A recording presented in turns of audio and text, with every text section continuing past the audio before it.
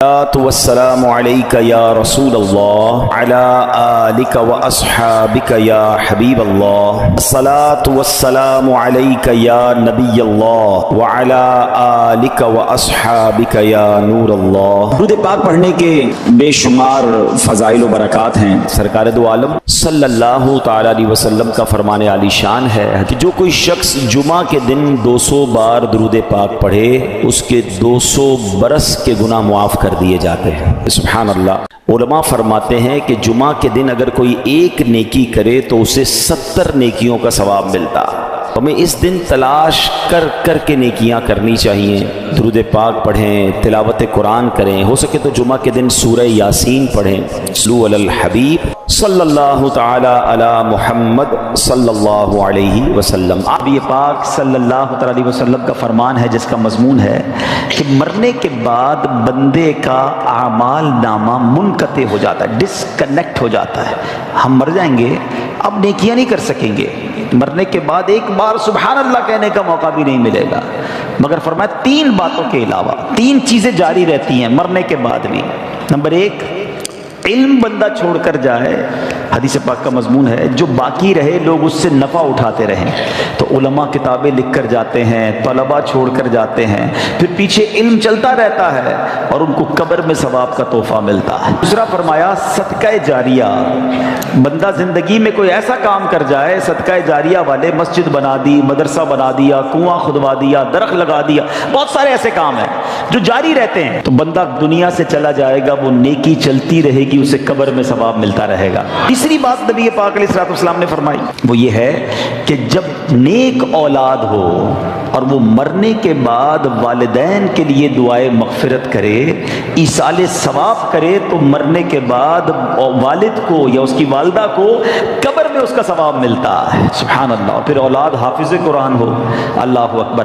حفظ قرآن کے فضائل اس قدر بیان ہوئے، احادیث کا مضمون ہے کہ جو حافظ قرآن ہوتا ہے نا، وہ حافظ قرآن جس نے قرآن کو یاد کیا، اس کے حلال کو حلال جانا، اس کے حرام کو حرام جانا، بروز قیامت وہ اپنے گھر والوں میں سے ایسے 10 لوگوں کی شفاعت کرے گا جن پر گناہوں کی وجہ سے جہنم واجب ہو چکا تھا، اتنے گناہ ہو گئے تھے کہ جہنمی بن گئے تھے، مگر حافظ قرآن ایسے 10 لوگوں کو گویا جہنم سے نکال کر جنت میں لے جائے گا۔ قیامت کے دن جنہوں نے قرآن حفظ کیا ہوگا، قرآن پڑھا ہوگا، ان کے والدین کو جنتی لباس پہنایا جائے گا، جنت کا تاج پہنایا جائے گا۔ وہ پوچھیں گے یا اللہ یہ عزت، یہ اکرام کس وجہ سے؟ فرمایا جائے گا تمہاری اولاد کے قرآن کو تھامنے کی وجہ سے۔ اپنے بچوں کو عالم بنائیں، اپنے بچوں کو حافظ قرآن بنائیں۔ نبی پاک علیہ السلام کا فرمان عالی شان ہے جو شخص اپنے بیٹے کو ناظرہ قرآن کریم سکھائے اس کے سب اگلے پچھلے گناہ بخش دیے جاتے ہیں، اور جس نے اپنے بچے کو بغیر دیکھے پڑھنا سکھایا تو اللہ تعالیٰ اس باپ کو 14ویں رات کے چاند کی مانند اٹھائے گا اور اس کے بیٹے سے کہا جائے گا پڑھ، جب بھی وہ ایک آیت پڑھے گا اللہ تعالیٰ اس کے باپ کا ایک درجہ بلند فرما دے گا، یہاں تک کہ وہ پورا قرآن پاک ختم کر لے۔ سبحان اللہ۔ بچے کو قرآن سکھانا کس قدر فضیلت کا باعث ہے۔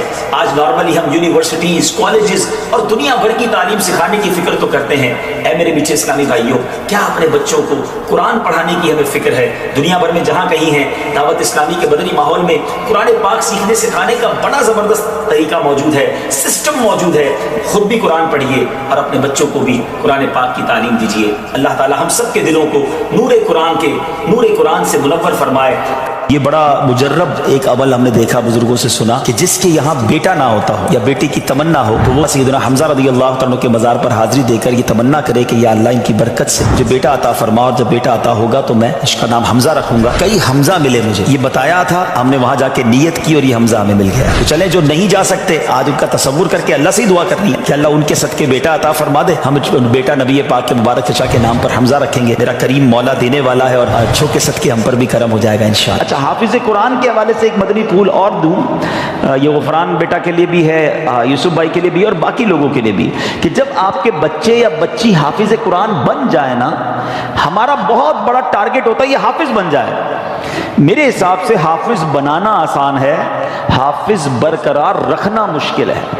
جیسے جیسے عمر بڑی ہوگی نا، اس کی زندگی میں اور مصروفیات بھی آئیں گی، تو اب حفظ بھلا دیتے ہیں لوگ، تو اس کا شاندار طریقہ یہ ہے کہ اب حافظ بن گئے، اب مرتے دم تک قرآن یاد رہے اس کا انتظام کرنا ہوگا، روزانہ دہرائی بھی ہوگی، جب کاروبار نوکری پہ لگ جائیں تب بھی روز کا 1 گھنٹہ مخصوص کرنا پڑے گا جو قرآن کو دہراتا رہے، ہر رمضان میں مصلی سنائیں تاکہ یہ حفظ باقی رہے، ورنہ چلا جاتا ہے۔ تو اگر آپ کو بچوں کو حافظ بنانا ہے بنانا چاہیے، لیکن اس کے بعد کا بھی نظام بنانا چاہیے۔ پہلے مدرسے میں پڑھاتے ہیں، حافظ بناتے ہیں، پھر اسکول میں ڈالتے ہیں، وہ جو مدری منا ہوتا ہے باپو بن جاتا ہے، اور اس کے بعد اس کو پتہ نہیں ایسی لائن میں ڈال دیتے ہیں کہ وہ سارا قرآن بھول جاتا ہے۔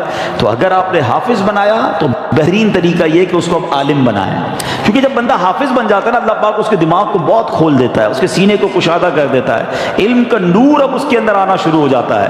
تو جب وہ عالم بنتا ہے تو کہتے ہیں نا سونے پہ سہاگا، نور علی نور ہو جاتا ہے۔ تو اپنے بچوں کو حافظ بنائیں اور پھر عالم بنائیں۔ لوگ بڑے فخر سے کہتے ہیں میرا بیٹا P H D, doctor, engineer, ایک حدیث نہیں سنا سکتے کسی انجینئر کی فضیلت کی، کسی ڈاکٹر کی فضیلت کی۔ علماء کی فضیلتوں کے باپ بھرے ہیں۔ نبی پاک علیہ الصلوۃ والسلام فرماتے جس کا مضمون ہے جب اور لوگ قیامت کے دن جنت میں جائیں گے نا تو علماء کو روک لیا جائے گا کہ رکو، باقی لوگوں کی شفاعت کر کے انہیں بھی جنت میں ساتھ لے جاؤ۔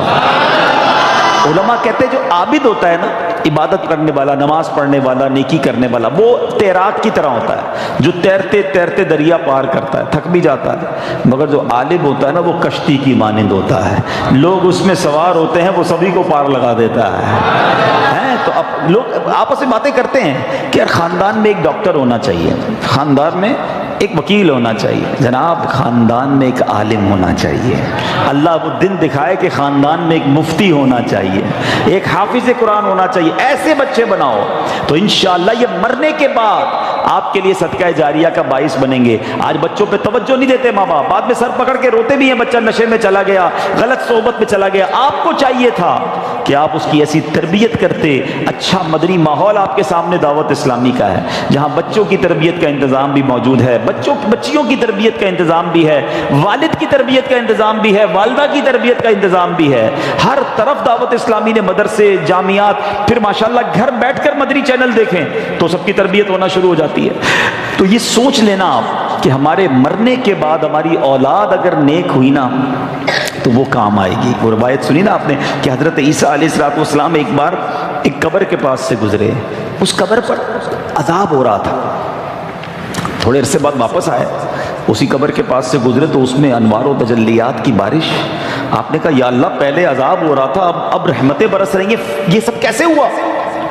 ارشاد باری ہوا عیسیٰ جب یہ بندہ دنیا سے گیا تھا گناہگار تھا، بڑے گناہ کیے تھے، قبر میں عذاب ہو رہا تھا، مگر اپنی بیوی کو پریگننٹ حاملہ چھوڑ کے مرا تھا۔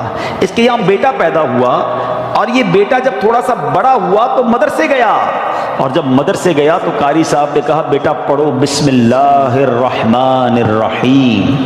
جب اس کے بیٹے نے زمین کے اوپر مجھے رحمان اور رحیم کے نام سے پکارا، اے عیسیٰ مجھے حیا آئی کہ اس کے باپ کو زمین کے اندر عذاب دوں، میں نے اس کے عذاب کو دور کر دیا۔ بیٹا اللہ کو پکارے مغفرت باپ کی ہو جاتی ہے، لیکن اگر باپ بیٹے کی ایسی تربیت کرے کہ وہ نشہ کرے، وہ بے حیائی کے کام کرے، وہ غلط کام کرے، حرام روزی اس کے لیے چھوڑ کر جائیں گے تو یہ ہماری پنشمنٹ اور پٹائی کا باعث ہوگا۔ اللہ کرے کہ ہماری اولاد نیک بنے۔ اور یہاں اب میں بچوں سے بھی بات کر لوں کہ جن کے ماں باپ چلے گئے یا ماں باپ بوڑھے ہیں، ایسے کام نہ کرنا جس سے ماں باپ کو قبر میں تکلیف ہو۔ اگر وہ چلے گئے نا تو ان کے لیے خوب ایصال ثواب کرو، صدقہ خیرات کرو، نمازیں پڑھو، دعائیں کرو کہ اللہ ہمارے ماں باپ کی مغفرت کر دے، ان کی قبروں کو جنت کا باغ بنا دے۔ قرآن کہتا ہے کیسے دعا کرنی ہے؟ رب ارحمہما کما ربیانی صغیرا، اے اللہ ہمارے ماں باپ پر ایسے رحمت کر جیسے بچپن میں انہوں نے ہم پر رحمت کی، ہمیں تکلیف نہیں آنے دی، اپنے دامن میں چھپا لیتے تھے۔ اے اللہ اب قبر میں ہمارے ماں باپ تیری رحمت کے حوالے ہیں، اب تو اپنی رحمت کی چادر میں چھپا لے، میرے مولا ان کے گناہ معاف فرما اور ان کی قبروں کو جنت کا باغ بنا دے۔ تو بہرحال میں ایک بار پھر مبارکباد پیش کرتا ہوں اور باقی لوگوں کو بھی یہ درس دوں گا کہ اپنے بچوں کو دعوت اسلامی کے مدرسوں میں بھیجیں، جامعات میں بھیجیں، بچے عالم بن گئے، حافظ بن گئے، قرآن پڑھنے والے بن گئے۔ یاد رکھنا میرے آپ کے مرنے کے بعد